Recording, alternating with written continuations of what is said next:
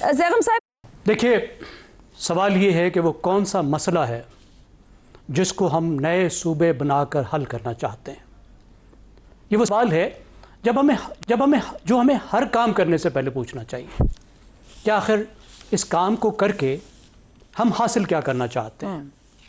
مسئلہ اس وقت پاکستان کا یہ ہے کہ جمہوریت ہونے کے باوجود، جیسی بھی جمہوریت ہے، حق کے حاکمیت عوام کے پاس نہیں ہے.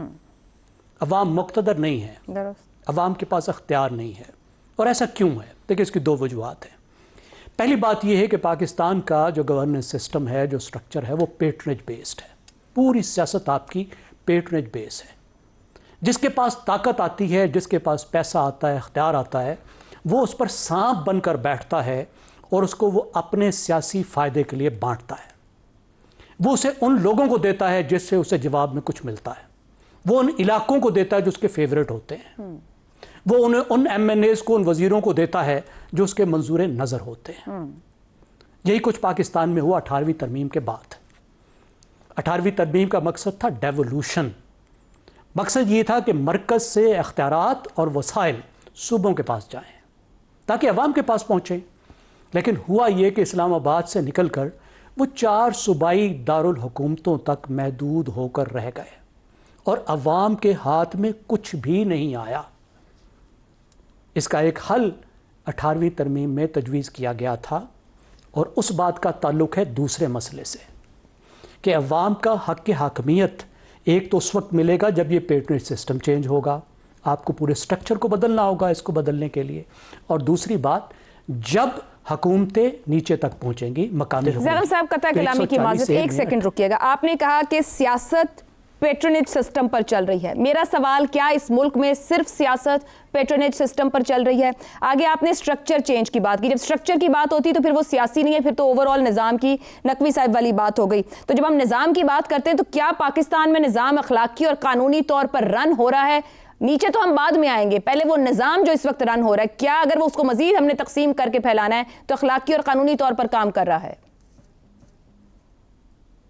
دیکھیں، نظام کو قانونی طور پہ کام کرنا چاہیے، لیکن اگر اس وقت ہم فوکس کریں پرابلم کو تو ہمیں وہ سسٹم کا مسئلہ بھی سمجھ میں آ جائے گا اور کچھ حل بھی سمجھ میں آ جائیں گے کہ جب یہ طاقت اور اختیار صوبوں کے پاس چلا گیا تو یہ مسئلہ اس وقت حل ہوگا جب یہاں سے یہ ضلعوں تک چلا جائے، شہروں تک چلا جائے، درست، اور اس کو قانونی تحفظ بھی حاصل ہو.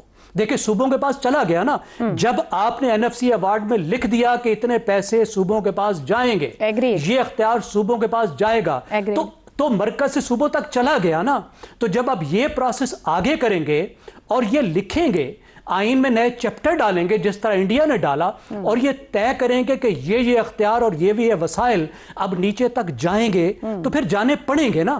نہیں گئے نا زیغم صاحب، ایک لوکل گورنمنٹ سسٹم سے بننے سے وہ نہیں گئے. مگر میرا سوال لوکل گورنمنٹ سسٹمز پر نہیں ہے زیغم صاحب. میرا سوال موجودہ حالات میں تاریخی، ثقافتی، انتظامی، سیاسی مسائل یا رکاوٹوں یا عوامل کے ہوتے ہوئے کیا نئے صوبے بنانا ممکن نظر آتا ہے اس وقت؟ آسان کام ہے؟ دیکھیں، صوبہ جو ہوتا ہے وہ صرف انتظامی یونٹ نہیں ہوتا، وہ سیاسی، تاریخی، آئینی اکائی ہوتا ہے، وہ فیڈریٹنگ یونٹ ہوتا ہے. اس کا سینٹ میں برابر حصہ ہوتا ہے. بالکل ایسا ہے. صوبہ فیصلہ ساز اداروں میں شریک ہوتا ہے. درست. اس کا معدنیات، گیس، بجلی، تمام وسائل کے اوپر ایک دعویٰ ہوتا ہے. تو صوبہ صرف انتظامی یونٹ نہیں ہے، اس کو انتظامی یونٹ کی طرف نہیں دیکھ سکتے. صوبوں کی یہاں پہ صوبوں کی ایک لسانی شناخت بھی ہے، تاریخی شناخت بھی ہے. تو یہاں پر اس وقت کیا ممکن ہے؟ دیکھیں، اس وقت ممکن کیا ہے؟ ممکن یہ ہے کہ جنوبی پنجاب پر تمام اتفاق ہے، پنجاب کے اندر بھی، پاکستان کے اندر بھی، اور پنجاب آدھے سے زیادہ پاکستان ہے، جس کی وجہ سے پورا فیڈریشن لاپ سائیڈڈ ہے. تو پنجاب کو اگر آپ تقسیم کریں، پنجاب میں صوبے بنائیں تو یہ ممکن ہے اور فیڈریشن بھی بیلنس ٹھیک ہو گیا. تو آپ کی اوپینین میں آغاز پنجاب سے کریں تو پہ کم اختلاف ہے. ٹھیک ہو گیا. یقیناً. ٹھیک. شہزاد، اس کے علاوہ ہزارہ پر بھی بات ہو سکتی ہے، اور میرے خیال میں پر اس کے لیے اسمبلی، وہاں کی اسمبلی کو پہلے لانا ہوگا نا، وہ بھی تو ایک ریکوائرمنٹ ہے کہ وہاں کی اسمبلی منظور کرے. یقیناً. ٹھیک ہو گیا. شہزاد چودھری صاحب، نظام کو سیاسی جواز دے رہی 2 بڑی سیاسی جماعتیں پنجاب اور سندھ میں اس وقت موجود ہیں. کیا اپنے اپنے صوبوں کی تقسیم پر آمادہ ہو کر نظام بچائیں گی یا اپنی سیاست؟ آپ پاس آخری آپشن کیا ہے؟ عائشہ میں سوچ رہا تھا کہ آج کے دور میں اگر کوئی سیاسی جماعت بنے یا بنائی جائے تو اس کے بڑے بڑے نعرے دو تین کیا ہوں گے جس کی بنیاد پہ وہ شاید کوئی اپیل کر پائے لوگوں کو، ووٹرز کو، یا جس طریقے سے اپنے ممبران بنا سکے یا لوگوں کو اپنی طرف راغب کر سکے. وہ کیا ہے؟ وہ یہ ہے کہ آپ انصاف، ترقی، سہولتیں، صحت آپ کی دہلیز پر. ایک تو یہ نعرہ ہونا چاہیے. دوسرا، عوام اپنے فیصلے خود کریں گے، اسلام آباد میں بیٹھے بابو یہ کام نہیں کریں گے. یہ غالباً وہ 2 یا 3 یا 4 بڑے ایسے نعروں میں سے یہ مین چیز ہوگی. مقصد کیا ہے؟ مقصد یہ ہے کہ آج کے دن میں آج کی جو ریاست ہے، جو ریاستیں ہیں، ریاست نہیں ہے ریاستیں ہیں، وہ ریاستیں اپنے عوام کے ساتھ کوئی تعلق نہیں رکھتی ہیں، ریلیونس کھو چکی ہیں. وہاں پہ ریاست موجود نہیں ہے جہاں پہ ہونا چاہیے. ریاست کا تعلق عوام کے ساتھ یا زائل ہو چکا ہے یا ختم ہو چکا ہے یا بہت ہی مدھم سا رہ گیا، ڈائلیوٹ ہو چکا. ٹھیک. لا اینڈ آرڈر آپ کے سامنے ہے اس کی جو ایک خاص چیز ہے. تو اس لیے جہاں ریاست کی موجودگی نہیں ہے، جہاں ریاست کا وجود نہیں ہے، وہاں پہ تعلق کسی کے ساتھ قائم نہیں رہتا. اور سب سے بڑی وجہ یہ ہے کہ آج آپ کو جو بلوچستان اور کے پی کے تعلقات نظر آتے ہیں، معاملات نظر آتے ہیں. اب 12 کروڑ کا تو صوبہ ہے عوام کا، ایک صوبہ یا پنجاب، اور 1/3 پاکستان کا بڑا صوبہ ہے، 1/3 کے برابر ہے پاکستان کا جو کہ بلوچستان. اب اتنے بڑے سائز میں اور اتنی بڑی پاپولیشن میں کس طرح ممکن ہے کہ کوئی وہاں تک ریاست پہنچ سکے اور لوگوں سے اپنا تعلق جوڑ سکے؟ تو مجھے یہ لگتا ہے کہ ہم جب بھی بات کرتے ہیں، ہم افیکٹ کی تو بات کرتے ہیں کہ گورننس ایک افیکٹ ہے، فیلئر آف گورننس ایک افیکٹ ہے، لیکن اس کی کاز کے پیچھے نہیں جاتے.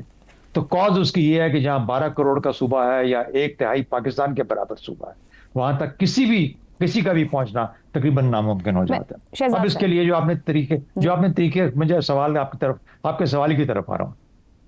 ایک طریقہ تو یہ ہے کہ جو صوبائی اسمبلیاں ہیں اس وقت، مثال کے طور پہ کے پی تو تقریباً اگر تھوڑا زور لگایا جائے شاید 1000 کو ڈیوائیڈ کرنے میں مان ہی جائے. پنجاب تو مان جائے گا، تو کم از کم صوبہ جو ہے سدن پنجاب کی حد تک. سندھ اڑے گا تھوڑا سا. اچھا، بلوچستان کو منایا جا سکتا ہے لا اینڈ آرڈر کے نام کے اوپر کچھ نہ کچھ وہاں پہ ایکس کمیٹی کے تھرو. یعنی یہ پاسبلٹیز ایگزسٹ کرتی ہیں، اور یہ ضرورت کیوں ہے کہ پاکستان قابو میں نہیں آ رہا جب تک ہم یہ نہیں کریں گے. کوئی شک نہیں کہ اس میں اخراجات زیادہ ہیں، سب کچھ ہے، لیکن کیا سندھ کو کسی طریقے سے مجبور کر کے منایا جا سکتا ہے کہ آپ بھی مان جاؤ یار، 2 حصوں میں بڑھ جاؤ تم بھی، آسانی ہو جائے گی، یہ پاکستان ہمارے قابو میں آ جائے گا.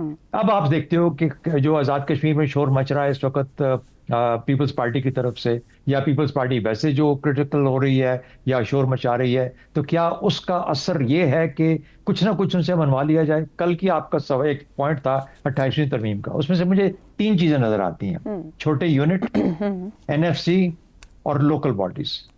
اگر ان 3 میں سے تینوں ہی کسی طریقے سے منوا لیے جائیں تو بہت اچھی بات ہے، ورنہ کم از کم ایک چھوڑ کے، یعنی چھوٹے یونٹ اگر کوئی نہیں مان رہا تو اس کو چھوڑ کے NFC اور لوکل باڈیز کیا منوائے جا سکتے ہیں.